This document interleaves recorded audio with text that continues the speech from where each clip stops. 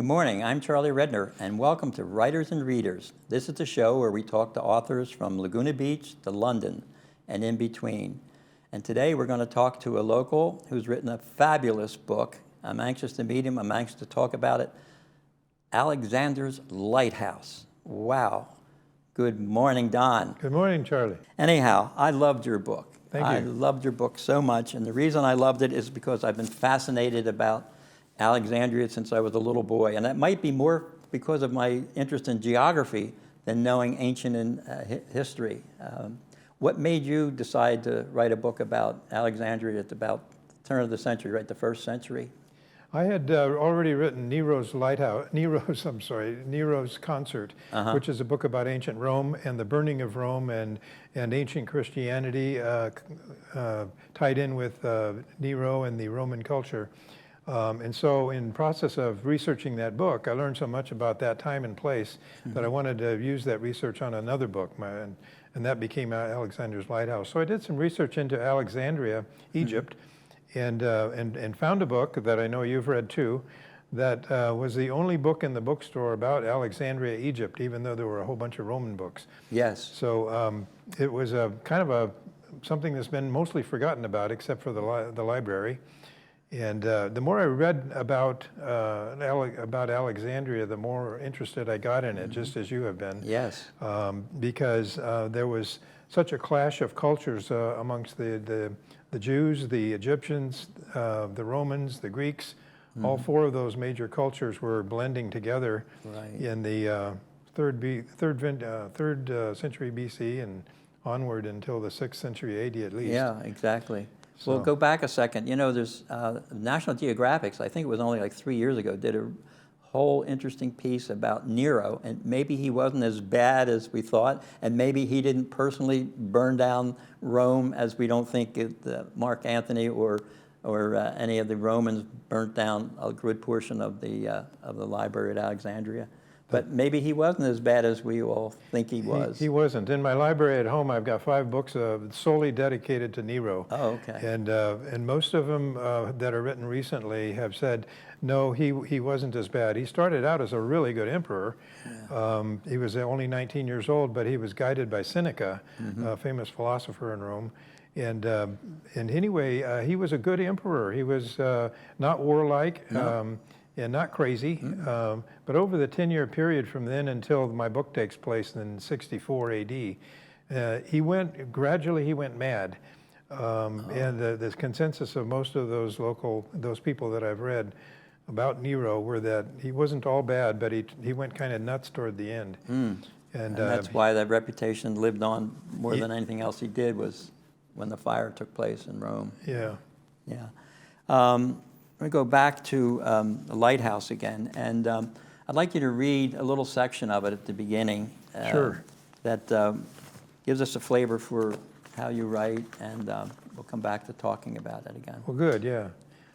This takes place early in the novel, and it introduces the main character, and he's on a ship coming from his hometown in Greece, Corinth, and heading for Alexandria because he wants to start a new career there in medicine. So anyway, just as the long ride on the ship is over with, they're landing in the harbor of Alexandria, and there's a storm coming up. And anyway, the ship is about to sink. So this passage starts now. Now only the men were left, standing on the roof of the cabin, and the sinking of the ship had left a gap of ocean between the roof and the pier. The space on the roof was rapidly shrinking, and the men dove into the water to swim to safety. Marco hesitated. He had 30 pounds of gold coins strapped to his waist under his robes. He was already exhausted from shuttling the other passengers to safety and was unsure if he had the strength to swim across to dry land. He took a deep breath and dove. Completely submerged and dropping toward the bottom of the ocean, he found his efforts to swim meant nothing to the water. His ears popped with the pressure. He prayed to Jesus to save him like he had saved Peter in the Lake of Galilee. Just as he began to loosen the gold from his waist, his feet touched the rocky foundation of the pier. Marco's lungs were bursting as he stumbled uphill beneath the water. His head surfaced and he gasped for air. A wave struck him from behind, bashing his head into the ragged concrete pier. Stunned, he crawled onto the pier like a wounded dog. The crew salvaged as much of the luggage as they could, throwing the bags ashore. But finally the ship gave a groan and disappeared from sight. Marco shook his head. The ship was huge. Countless times he had walked from one end to the other, averaging 70 paces. Perhaps divers would be able to salvage much of the ship and its cargo. The good news was that none of the roughly 200 passengers had died. He and the other passengers were soaked to the bone, leaving puddles of seawater as they walked to and fro, searching for their bags. The lucky ones dragged their luggage down the pier toward the city, slogging along dispiritedly. Marco was ecstatic to be on dry land. The warm sun would dry him and his clothes in less than an hour. It was good, because the luggage was nowhere to be found. Thank you. Well, that tells us a little bit about him as he's coming in. They obviously made a grand entrance into Alexandria. Yes, he did. But I'll tell you what, a couple paragraphs later, I came up and I found this, and I said, I don't know if I want to read this book.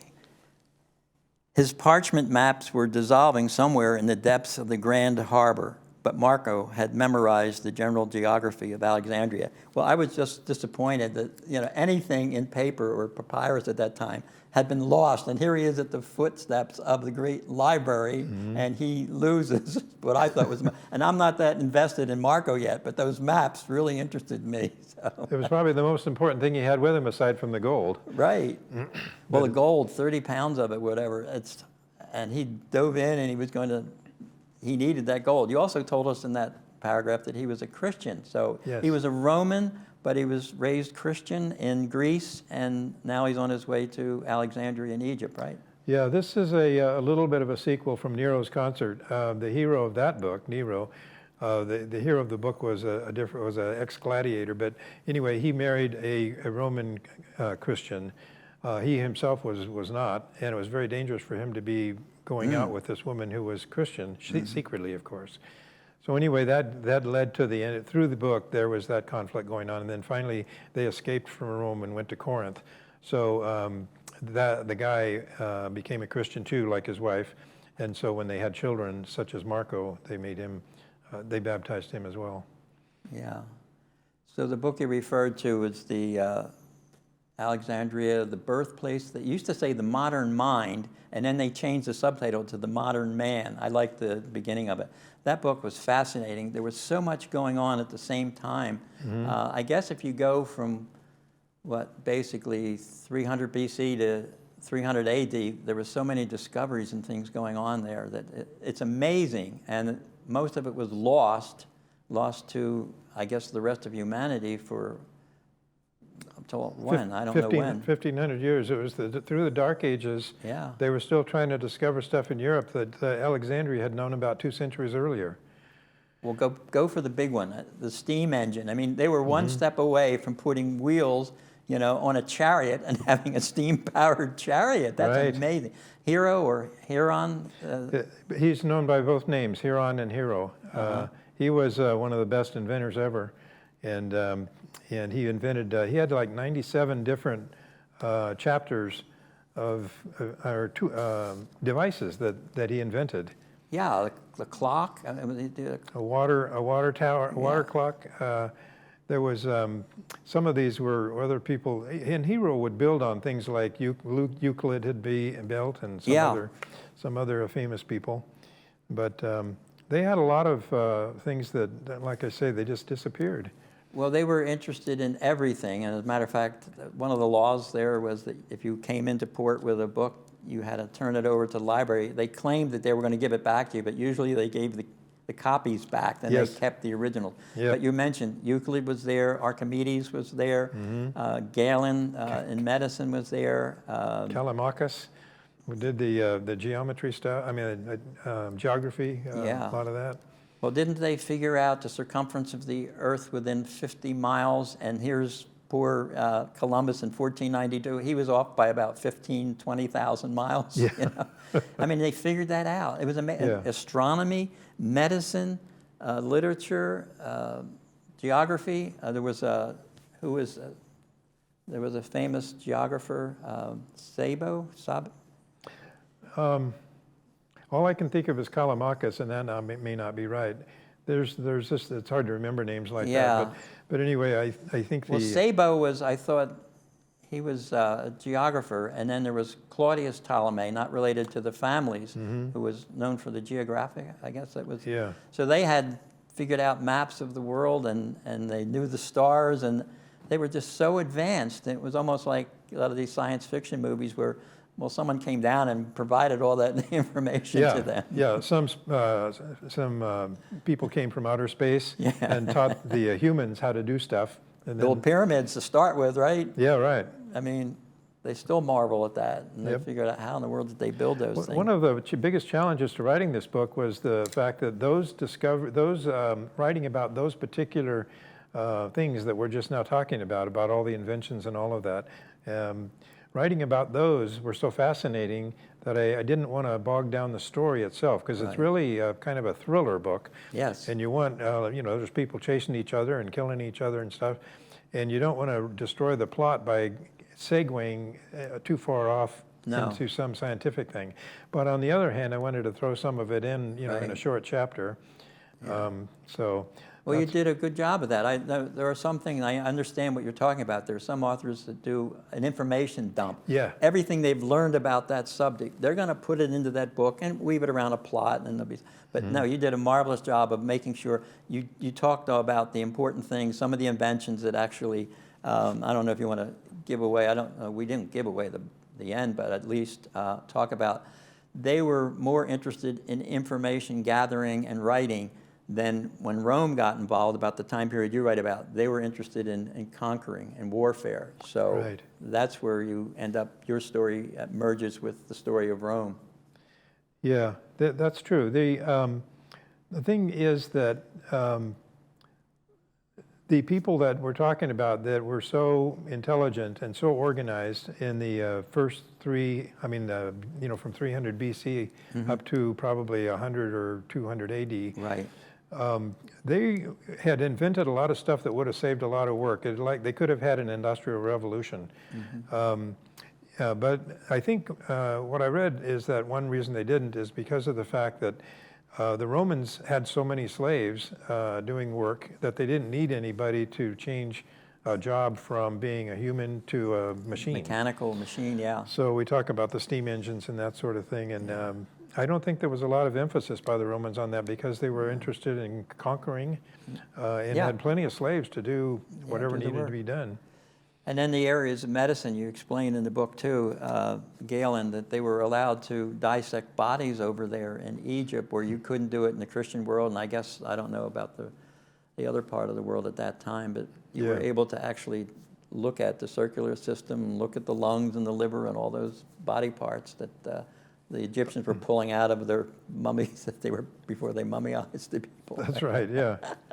And it brings up the second big challenge on a historical novel like this, and that is we know now when we're reading the books things that happened after the book ends. Right. My book ends in about just about 100 AD, and there's so much that I would like to say. Well, here these people were doing this, and yet 400 years later they were still not doing that. In other words, throw that historical perspective in, but then you destroy the time frame of the novel. Right. So you just have to kind of ignore all of that. Do you have a nice big spreadsheet where you had the timing, the people that were the real people, because there's real people in there, and if you mention this emperor and what was the last emperor that was coming that day? That was a Domitian. Domitian. That's a real emperor at that real time. Emperor at that time. I checked that out. I'm a fact checker when you're because you know what they say about readers. They want to know the facts that you have in your novels, and they want to know the fiction you put in your what's true and what's not true. And I think historical novelists like to kind of disguise that a little bit and let you guess. Right. But you kept. Did you literally do a spreadsheet where you had the dates and the people that were involved, the real people, and then of course you're weaving in a story that you've plotted out?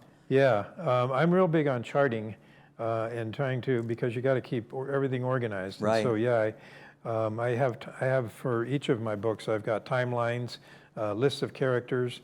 Now, did you try to make the timeline so that one person would meet this person at a particular time in your plotting, or did you just kind of see how it went as you started to write it?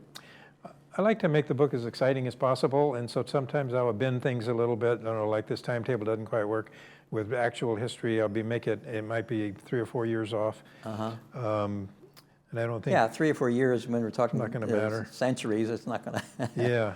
ruin the story for anyone. So I will sometimes write a chapter from one character's point of view, and then make it from another point of view, and just make sure that the whole thing's going to blend okay, and then not use that's kind of an exercise. And then when you actually write, you're seeing it from different points of view so that you can have empathy between the characters. So there's a lot of things like that you just kind of develop as you go, for the sake of necessity, really. So your career was more in accounting, but you ended up learning how to use that to your benefit as a writer. When did you decide to write? When you finished your career? No, way before that. I wanted to write before I went to Vietnam. Oh. And so I would write little stories here and there. And when I was planning that when I got back from Vietnam, I would go in a small town somewhere and just write. And when I got back from Vietnam, I realized I wasn't going to make any money that way unless I got really lucky. So instead I went into accounting. But all along I was writing stuff. My first novel I started writing in the 70s. And then as I never, it was hardly any time when you're working for a living, hardly time to write. True. But I managed to write the 5 books, 2 of them before I retired and 3 of them after I retired. So were you talking about like a year per book, because you did a lot of research on? It turned out to be more like 3 to 4 years per book, right. Because of the fact that I had so many other things going on in my life.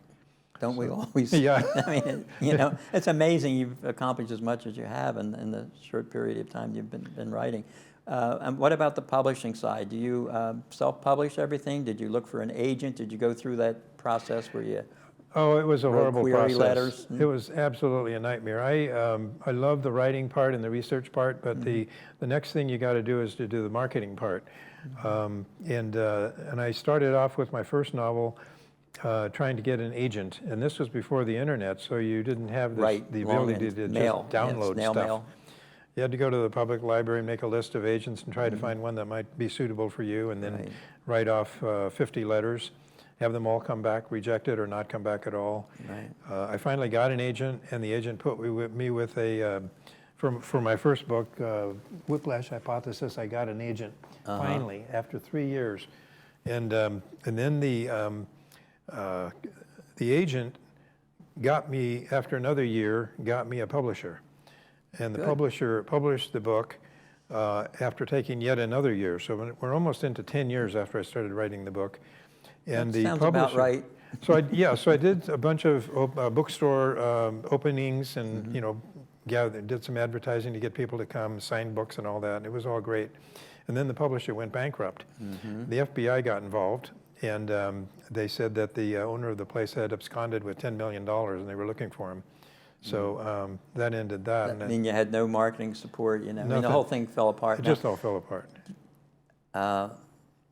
I signed an agreement with a publishing house where I gave them the rights for 3 years, and then I took them back. You fortunate to get your rights back, or did you have? I had my rights for sure. There was no problem with that. So I was able to self-publish it after that. The second book, I went through the same thing, except I never did get a publisher. So I ended up self-publishing that. And the same with the third and the fourth. By the time I got to the fifth, I thought I really should make an effort on this.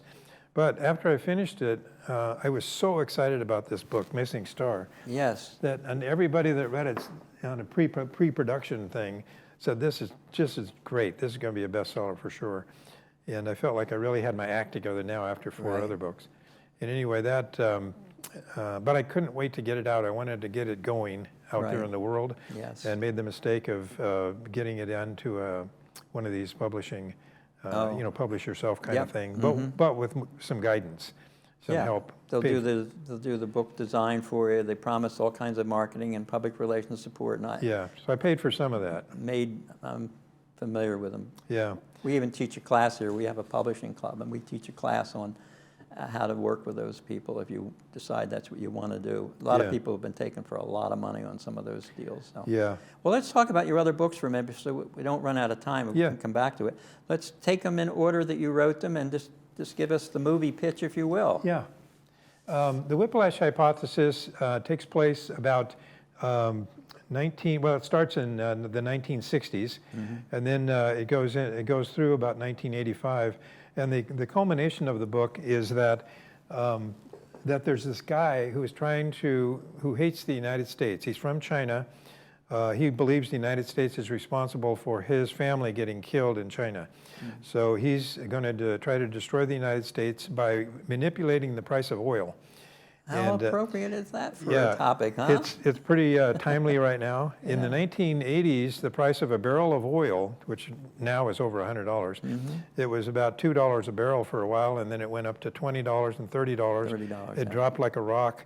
Right. Anyway, it was bouncing around like that. And during the time when oil was costly, the countries in Latin America were spending a lot more money than they were on their countries and corruption than they were actually selling the oil for at high prices. So they went into debt to the United States.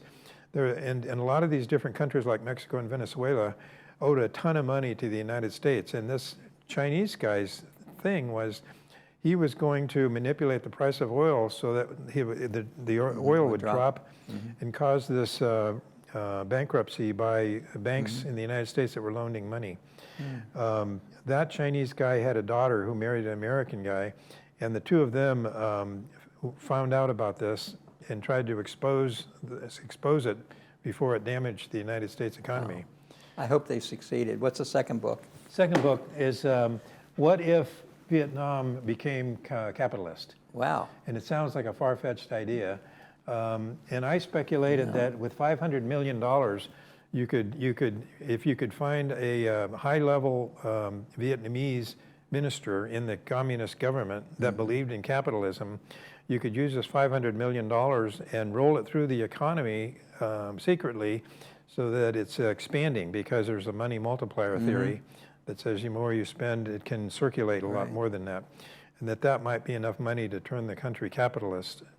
And it ends up succeeding, except for the fact that there were some bad guys that they thought they should have had that $500 million. Well, how do you get that money out of the Vietnam at that time? It hadn't been in there. The Chinese guy had it, and he had deposited it all over the world. Oh, okay. So this couple goes around picking up the money, not knowing they're being chased by gangsters until the end. Then they find out. So that's that one. Third book? Nero's concert, we already talked a little bit about. The idea was the Christians, the clash of the new Christians against the Roman culture, which was totally different. The Romans' highest virtue was strength, and the Christians, of course, were all about love and forgiveness and all that. And so Nero blamed the Christians, hoping to convince his people that he was a good guy and that he was a good leader by blaming the Christians for the fire. A lot of people historically have thought Nero actually caused the fire himself as a pretext. We talked about that, yeah. And this fits in with Ukraine, where, let's go ahead and pretend that the reason we're going into the Ukraine is to save the Romans. Save the Russians that are in there. That's kind of what Nero is claimed to. I mean, people. Now you made a road trip to Rome before you wrote that.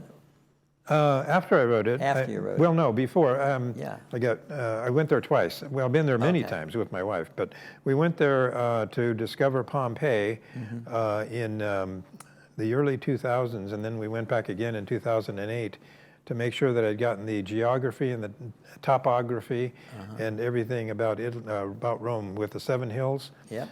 And if you stand on this hill, can you see the Tiber River? We wanted to find out, plus we wanted a good vacation. Good for you. Yeah. That is research. Yeah. I have a book, I guess it's a tabletop book about this big, and the pages open up and open up and open up, and I have Rome in, 1 AD or 10 AD or 100 AD or something. It's amazing. actually walk the streets with your eyes if you want. It's just amazing. Yeah. But being there gives you a sense of what it was like and how far away this is from that. And yeah. I had, as I did with Alexanders Lighthouse, I made a map of ancient Rome right in the front of the book so that people, as they read the book, could see what's going on. I always refer to the maps. Yeah. And so there's this, this map here. And one of my daughters and I made that together. You did? And then titled it with all the legends of the places in the book, where they are on the hills of Rome. And I wanted to so what I wanted to do is compare this map of Rome, which is 2,000 years old, with the actual today's map of Rome. Wow. And see, so that when I walk through the city now, I can tell where my characters were walking. You know, that's funny. I was interviewing an author, Jamie Ford, who wrote Hotel on the Corner of Bitter and Sweet, New York Times bestseller for 2.5 years. He has a description of a young boy, I guess on a wagon, going down one of those crazy hills that they have. And now there is a tour that added that, you know, stop where you can jump in a wagon and go down the road where he went. Yeah, he travels the world to talk about his books, and he says, I never thought I'd become homework. He says, people are assigned my book to read, and it's homework. I want to go back to your 1920s gal and tell me a little more about that book and when we're going to see the screenplay from you. Yeah, I got to get working on that. Missing Star takes place in 1919 in Long Beach, California, which is where I was born and raised. Okay. And what I wanted to accomplish with that book, besides just writing a really good book, was to find out more about what it was like for my parents and grandparents when they were living in Long Beach. You know, I think we all want to know more about our parents than we hear. And I'd like to see what kind of a city was Long Beach in 1919. So it's about a boy and a girl that meet each other when they're in first grade, and they're just best buddies throughout school. Naturally, when they get to be teenagers, it starts to become more than just best buddies. And so anyway, they break up because World War I has just broken out, and the guy wants to join the Marines and fight in France. And she's just furious because she doesn't want him to leave. Wow. So he goes off to fight for about 1.5 years, and he undergoes quite a bit of problems there, and comes back and really wants to get back together with this girl. And she's become a silent movie star while he was over in France fighting. And so he goes to her house in Signal Hill, California, and meets her father, and they're on good terms. And the father is just distraught because his daughter has been missing for 3 weeks. Well, let me tell you, I want you to come back. We'll talk about, we're going to have to wrap this up. Okay. I want to read that book, and I want to have you come back, and we can talk about that for most of the time that we have. Would you be willing to do that? I'd love to. Yeah. Well, I loved having you on, and I loved the topic, I loved the subject, and I loved your book, Alexander's Lighthouse, and I just can't wait. I'm going to tell my audience, you got to come back here now. We're on 10:30 every Monday, and we'll be talking to authors, and we'll be talking to some readers, hopefully, and we're going to have Don back sometime to talk about his last book. So thanks for watching. See you the next time. Take care.